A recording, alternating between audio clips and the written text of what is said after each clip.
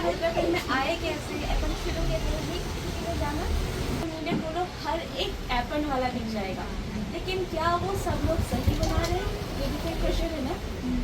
एपन हर कोई बना रहा है, क्या वो सही बना रहे हैं? नहीं, आप लोग ने जब कपड़े भी बनाया होगा, आप लोग के सबके पास होगा ना, बस ट्राई करने के लिए वो धोके देख लेना। उन्होंने कहा कि शगुन के एनवेलप है, ये आप डस्टबिन में डाल देंगे। नमस्कार, प्रणाम पहला। आप सभी का स्वागत है मेरे इस चैनल पे। और बहुत टाइम के बाद मैं कोई वीडियो अपलोड कर रही हूँ। हालांकि आप लोग के बहुत सारे क्वेश्चंस क्वेरीज एपन को लेके मेरे पास हमेशा आते हैं और मैं इस चीज़ के लिए वक्त नहीं निकाल पाती हूँ कि एक वीडियो शूट करूँ और आप लोग के सवालों का जवाब दे पाऊँ। तो ये वीडियो के माध्यम से मैं आप लोग को समझा सकती हूँ कि किस तरह से मैंने एपन की शुरुआत करी और कैसे एक बिज़नेस सेटअप किया है। और आज कुछ लोग हमारे पास आ रहे हैं, हमारे स्टूडियो पे आ रहे हैं, जो कि चंपावत से आए हैं। कुछ अराउंड 30 महिलाओं का ये ग्रुप है जिन्होंने ट्रेनिंग ली थी एपन की। और अभी वो लोग यहाँ पे एक प्रशिक्षण के लिए आ रहे हैं कि किस तरह से एपन जो उन्होंने सीखा है उसे बिज़नेस के रूप में लाया जाए। उन्होंने जो कुछ भी ट्रेनिंग के दौरान सीखा उसको आगे किस तरह से यूज़ करना है, कैसे उन्हें अपने प्रोडक्ट्स आगे सेल करने हैं, ये सब छोटी छोटी जानकारियाँ मैं उन्हें यहाँ पे बताऊँगी। तो ये विकासखंड लोहा घाट में स्वयं सहायता समूह की 30 महिलाओं का एक ग्रुप है जिनके साथ कुछ सर लोग और मैम लोग भी आए हुए हैं। तो आगे इन सब से मिलते हैं और बातें करते हैं और जानते हैं कि एपन के बारे में मैं इन्हें और क्या क्या बता पाऊँगी। यूज करते हैं, है ना, क्योंकि आप लोगों को कुछ एडवांस से रहा होगा, है ना, जो आप लोग सीखा, बेसिक से अभी स्टडी कर रहे हैं ना, बच्चा जो दिख रहा है कैसे वो बनाते हैं उसके बारे में मैडम से पूछ सकते हैं। मेरा नमस्कार सबसे पहले, और मेरा नाम कुंजिका वर्मा है। मेरा कुछ आर्ट वर्क करके बहुत पहले से एपन का ट्रेंड चलता है। मैं एपन के लिए वर्क करते आ रही बहुत सालों से, और अभी आप लोग ने भी शायद एपन की ट्रेनिंग ली है ना, तो आप लोग ने क्या क्या सीखा उसमें कोई बता सकता है मुझे?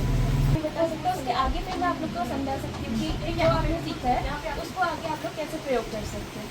सबसे पहले तो मेजरमेंट सीखा। अच्छा, मतलब लाइटें सब जगह से बराबर होनी चाहिए। उसके बाद हमने गणेश चौक बनाया। अच्छा, गणेश चौक और बेसिक सीखा है बनाना कि ये एपन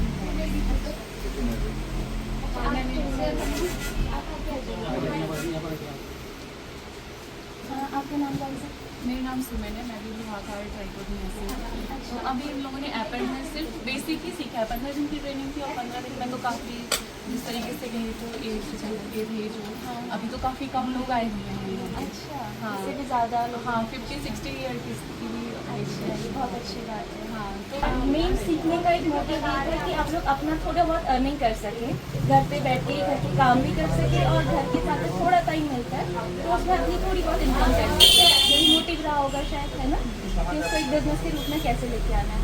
मुझे एक बिजनेस को चलाते हुए 15 साल हो गया है। यहाँ पे सेटअप अभी 5 महीने हुआ है, लेकिन मेरा ऑनलाइन 15 सालों से काम चलता है।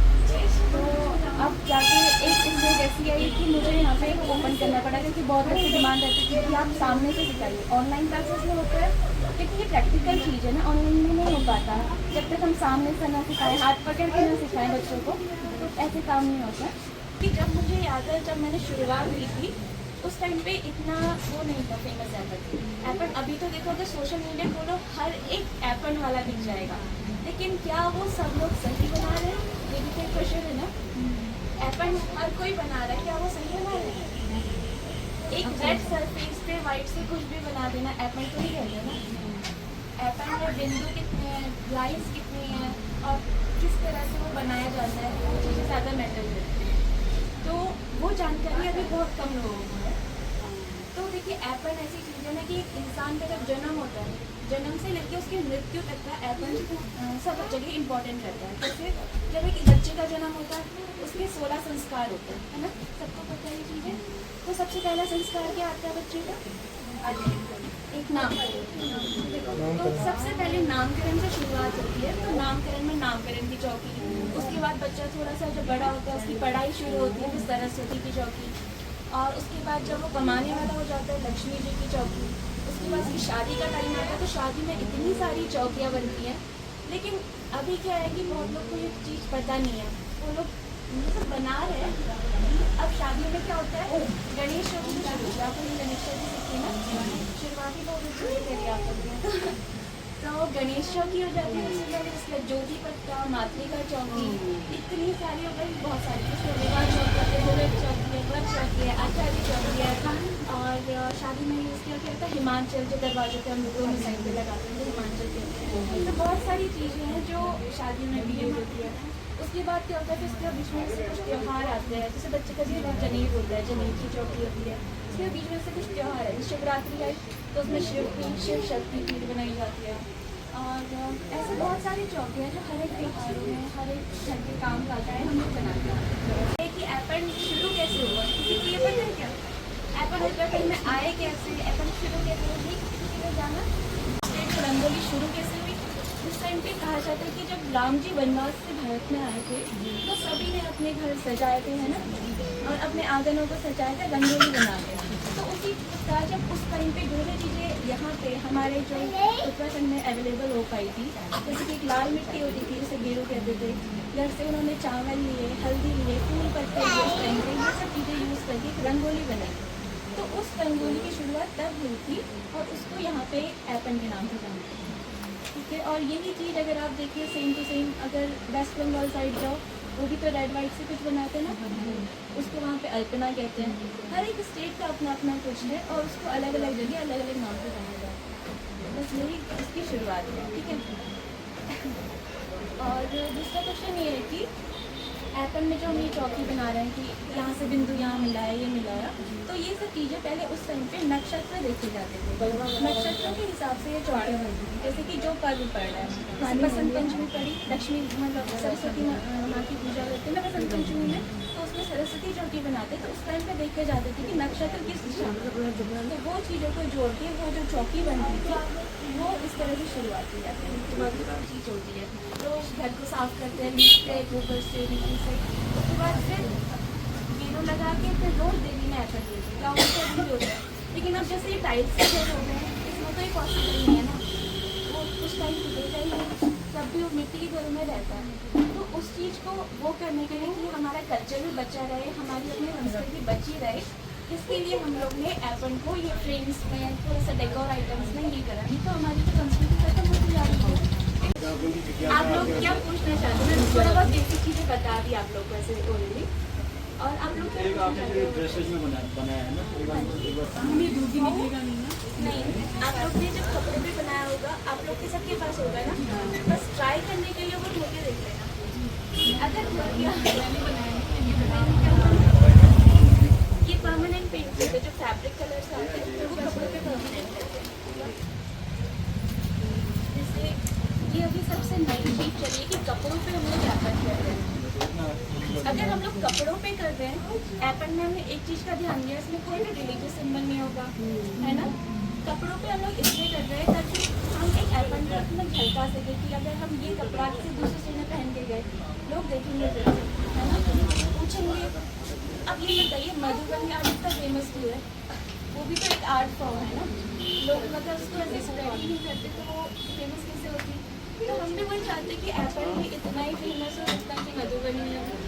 बच्चों की बुक्स में उत्तराखंड में मधुबनी बच्चे पढ़ते हैं, लेकिन बच्चों की बुक्स में एपल है क्या? नहीं है। यहीं के होंगे, यहीं के बच्चे एपल के बारे में नहीं जानेंगे तो कैसे चलेगा? थोड़ा बहुत जितना उसमें काम किया उसके हिसाब से हम प्राइस रखते। आप लोग को अगर बिजनेस करते हैं तो आप लोग पहले रॉ मटेरियल चाहिए, उसके बाद आपका कितना टाइम लगेगा, आप लोग अपने हिसाब से लगाइए, आपको उसमें कितने घंटे उसमें टाइम लगा है, कितनी आपकी मेहनत लगी है, और उसको आपके कितने में सेव कर सकते हैं। इस तरह से आप लोग को प्राइसिंग करनी है। मैंने कपड़े के लिए क्यों कहा मैम से, है ना, जो कपड़े आदमी तब पहनेगा अपने वाले, है ना, ये बहुत अच्छा काम होगा, फिनिशिंग अच्छी होगी ना, सफाई हमने बना दिया खाली उसको कोई नहीं खरीदेगा, लेकिन बहुत इंपॉर्टेंट काम है क्योंकि इसको हम पहनते हैं तो बहुत अच्छा फिनिशिंग आपका होना चाहिए। देखो इसमें लग नहीं रहा है कि प्रिंटेड है कि हाथ से बना है। साड़ी में अगर आप छुट्टी देखो तो ये टेक्सचर आर्ट है, ये वाला बनाने का हमारा ये था कि ये गेरू पे भी लगे और ऐसा भी लगे जैसे चावल का पहले से जब हम बनाते थे हल्का सा उठा सा आता था, दर्द से आता था, चावल का जब बना होता था, तो हम वो वाला ही चीज़ को वापस लाना चाह रहे थे। अगर हम डायरेक्ट चावल से करते तब उसमें सब्जी लग जाती, बारिश के टाइम पे तो कुछ हो सकता है ना। टेल्कम पाउडर जो मेन पाउडर होता है नॉर्मल, इसके साथ फेविकॉल और यही फैब्रिक कलर, वो ये तीन चीज़ों को बहुत अच्छे से घोल बनाया और उसको इतना बारीक बनाना जैसे मेहंदी लगाते हैं ना, मेहंदी की जितनी बारीक कोन होती है उतना बारीक उसका पेस्ट बनाना होता है और उसके बाद फिर कोन में भर के फिर कोन से काम करते हैं।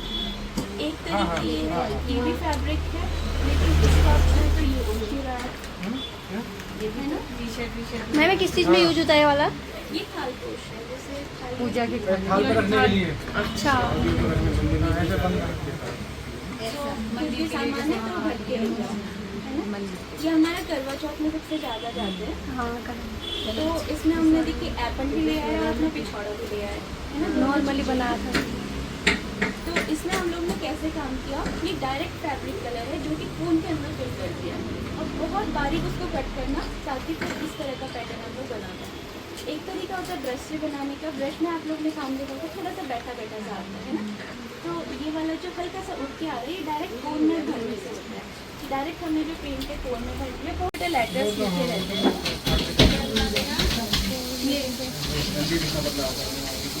ये क्या बोलते हैं? ये सिर्फ मशीन से ही करके करते हैं।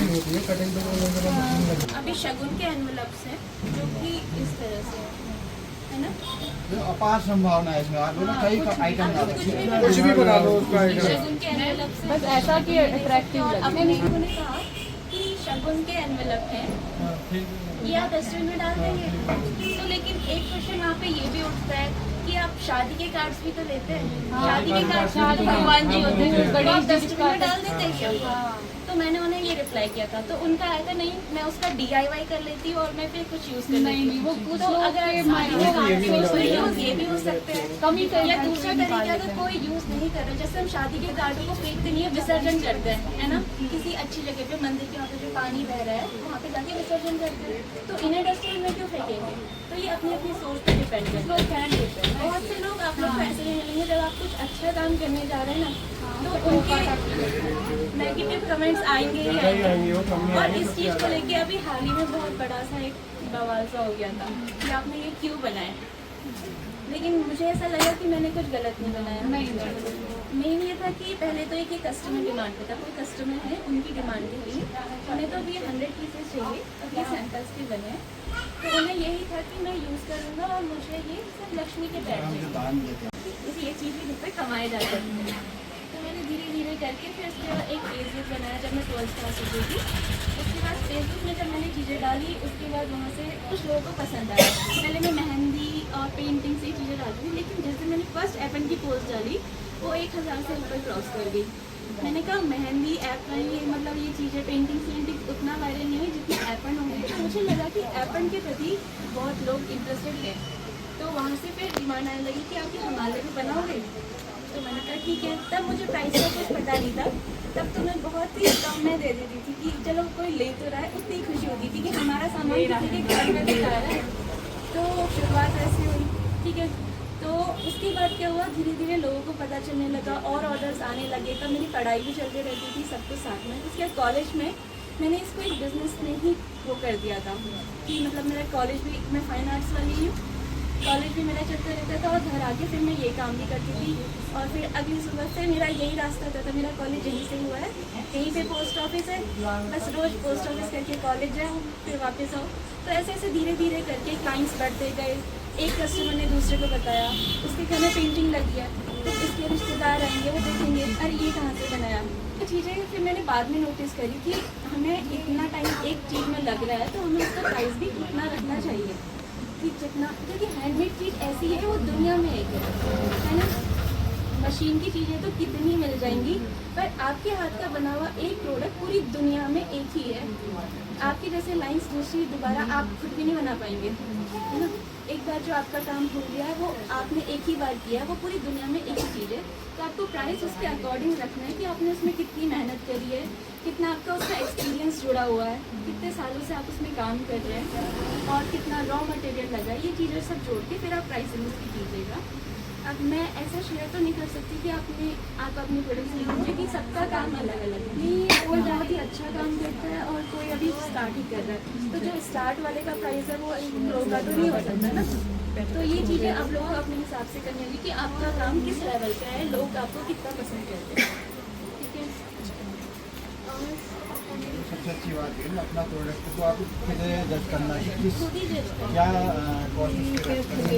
कॉस्ट हम बोलते हैं अपना एक दे दें। अब आपने कहा कि ओम वाला मैंने बना दिया, मैडम ने बना दिया, सेम आप ट्राई नहीं करेंगे क्योंकि काम पे अंतर है ना।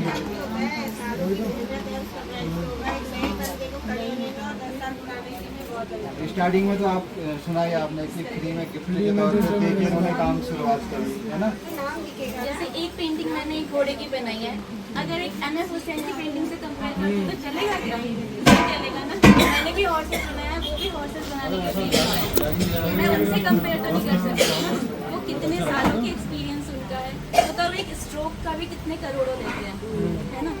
मैं इसको उससे कंपेयर नहीं कर सकती। ऐसे ही आप लोग को अपना वर्क देखना है और फिर अपने से आगे वाले का वर्क देखना है कि वो किस लेवल पे है। आप लोग खुद भी जज कर सकते हैं, खुद ही को ज़्यादा अंदाज होता है कि हम कितना काम कर पा रहे हैं। एक तो सबसे पहले हमें सबर रखने वाली बहुत बड़ी चीज़ है। सबर होगा, ले आप बनाओ कहोगे हमारा बिक नहीं रहा है, हटा छोड़ो। हाँ, वो ही कर सकता है।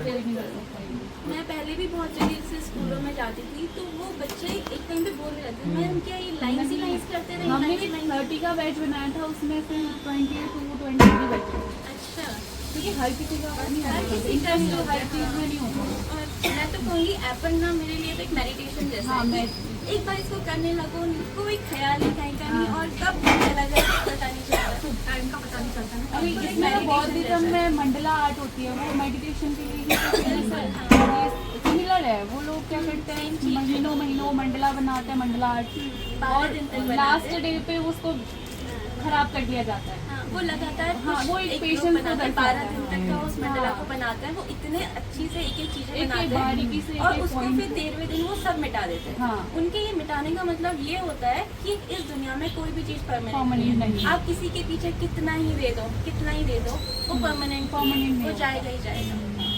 तो चाहे उनका वो कितनी सुंदर हाँ। दिखती हो, कितनी ही अच्छी हो, उसमें कितना ही मेहनत लगाओ, पर वो है कि परमानेंट कुछ भी नहीं है।